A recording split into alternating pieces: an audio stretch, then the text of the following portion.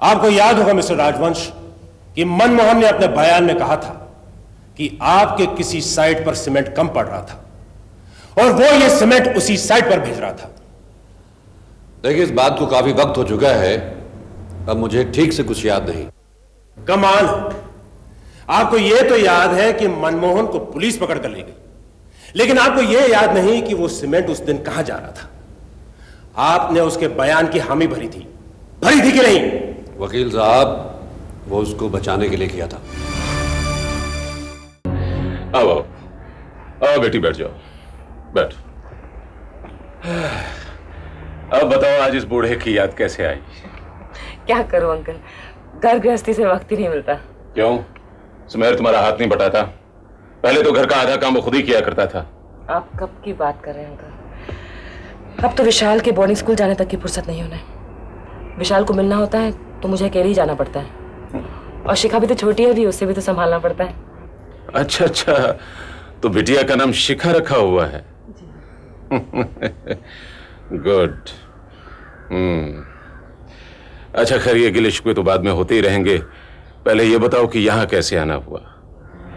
तुम्हारे चेहरे को देखकर तो ऐसा लगता है कि तुम बहुत परेशान हो। क्या सुमेर से फिर कोई झगड़ा हो गया? वही तो करने आई हूँ आपके पास अंकल। पिछले कई महीनों से सुमेर अंदर ही अंदर कुढ़ रहा है। कोई ऐसी बात है जो उसे अंदर ही अंदर खाई जा रही है।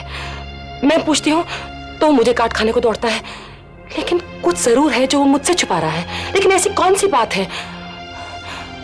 वो आपसे कुछ नहीं छुपाता अंकल, आपसे कुछ तो कहा होगा उसने। पहले तो मुझसे कोई भी बात नहीं छुपाता था, पर अब न जाने कितनी ही बातें मुझसे छुपा रहा है। ये सब उस केशव कलसी की सोबत का असर है। नहीं, ये इंतकाम की उस आग की जलन है जिसमें वो आदित्य धनराज को भस्म कर देना चाहता है। आप उसे समझाइए अंकल प्लीज, कि अब उस आग की लपटें इतनी भयानक सूरत इख्तियार कर रही हैं कि एक दिन वो हमें, हमारे बच्चों, हमारी सारी घर गृहस्थी को राख कर देंगी। बहुत समझाने की कोशिश की बेटी, लेकिन वो समझे तब ना। एक बार अंकल, एक बार मेरी खातिर फिर कोशिश कीजिए। उसे पूछे कि आखिर ऐसी कौन सी समस्या खड़ी हो गई है जिसने उसका सांस तक लेना मुश्किल कर दिया है।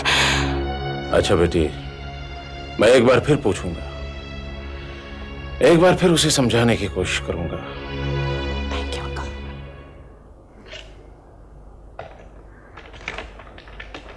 भाई केके साहब, ये बात अपनी समझ में नहीं आई। अरे साहब, सीधी सी बात है, हम अदालत में यह साबित कर देंगे कि वो मनमोहन धनराज अव्वल दर्जे का मकार, झूठा और फरीबी था, और ये बात हम खुद आदित्य धनराज से मनवाएंगे। इसका सबूत तो मेरे पास भी है। बिल्कुल। लेकिन उस आदित्य धनराज ने अखबारों में बयान दिया है कि उसके उस चाचा को कुछ दुश्मनों ने बरगला दिया था। इसलिए वो भटक गया। आप बेफिक्र रहिए राजा साहब, आप हमारे वकील को नहीं जानते। वो गवाहों की इतनी लंबी फहरिस्त तैयार कर रहा है कि नील भाटिया और उसका वो मुवक्किल आदित्य धनराज चकरा जाएंगे। अब ये क्लास खाली कीजिए। नहीं नहीं केके भाई, ये आखिरी है, अब मैं घर चलूंगा। कहाँ हुजूर, आपके लिए खास डिनर तैयार करवाया गया है। अब आप कैसे जा सकते हैं? जब दोस्ती हो गई है तो उसे निभाना ही पड़ेगा। या फिर अब मिनी के साथ भी सुलह सफाई हो गई है।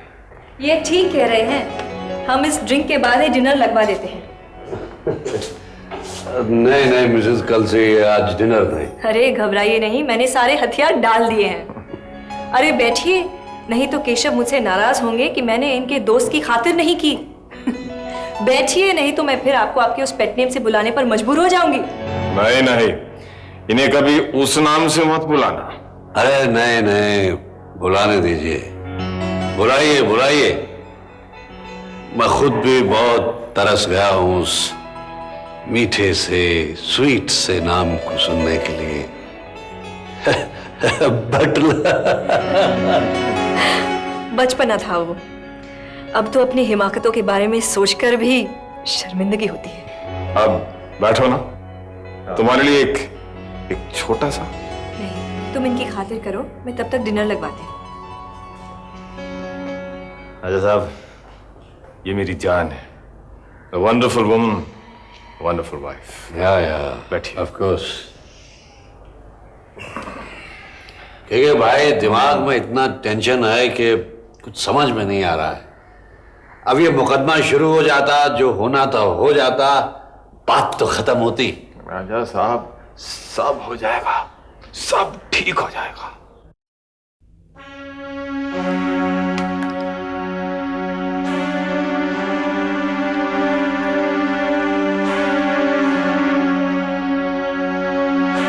गॉड, ये अपोलो होटल वाले सारे मर गए क्या? कोई फोन क्यों नहीं उठाता?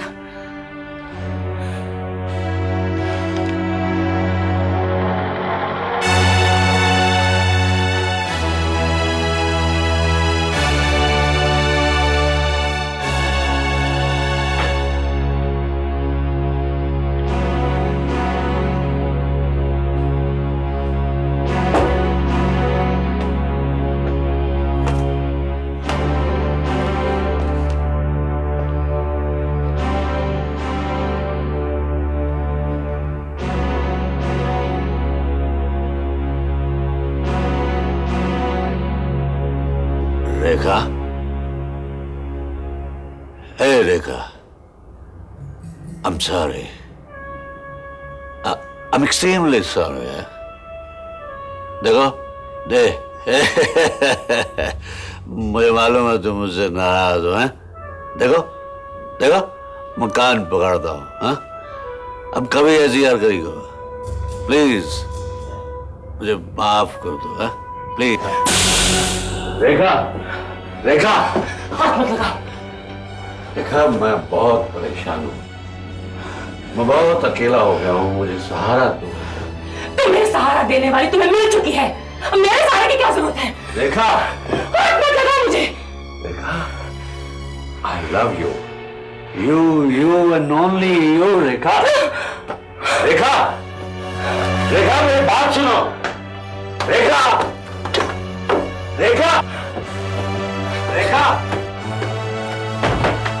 रेखा,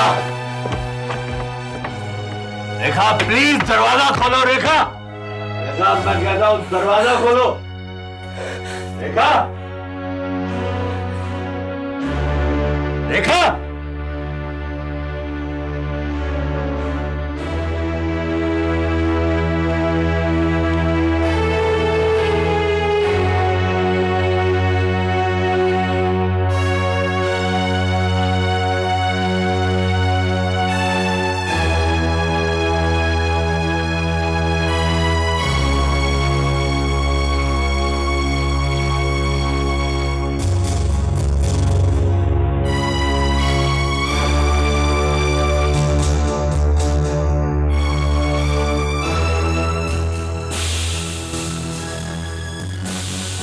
मेरी जान, तुम्हारा ये सुमेर राजवंश तो बिल्कुल ही हिल गया है। वो अगर और घंटा आध घंटा यहां बैठा रहता तो मैं भी घबराने लग जाता। वो किसी मुकदमे का बार बार जिक्र छेड़ने की कोशिश कर रहा था और तुम बार बार उसकी बात अवॉइड करते जा रहे थे। वो किस मुकदमे की बात कर रहा था? कोई खास बात नहीं थी। एक राजपूत होकर भी वो इतना घबरा जाएगा, मैं ये सोच भी नहीं सकता था। तुम मेरी बात टाल रहे हो, मैं मुकदमे की बात कर रही हूँ। आदमी बड़े बड़े मंसूबे बांधे, बड़े बड़े काम हाथ ले तो ये मुकदमे, ये साजिशें, ये हेरा फेरी तो होती ही रहती है। क्या वो किसी मुसीबत में फंस गया है? उसे भूल जाना। और उस मुसीबत से निकलने के लिए वो तुम्हारी मदद चाहता है? ये तो मर्दों की बातें तुम क्यों अपना दिमाग खराब कर रही हो? ठीक है, नहीं बताओ। वो नाराज हो गई? कोई खास बात नहीं है। वो सुमेर किसी जरा से काम के लिए एक हमारी एजेंसी से मदद चाहता था, बस उसमें थोड़ी सी गड़बड़ हो गई, इसलिए वो इतना परेशान था। कैसी गड़बड़ हो गई? वो तो किसी के खून की बात कर रहा था। मैंने कहा था ना, वो बहुत वहमी आदमी है। मैं तो उसकी बातें सुनकर डर गई। केशव कलसी की बीवी और डरी। तुम पर कोई आंच तो नहीं आएगी? मुझ पर कभी आंच आ सकती है क्या? अब बहुत रात हो गई है, चलो सो जाओ। अगर वीडियो पसंद आया तो लाइक, शेयर और सब्सक्राइब जरूर करें।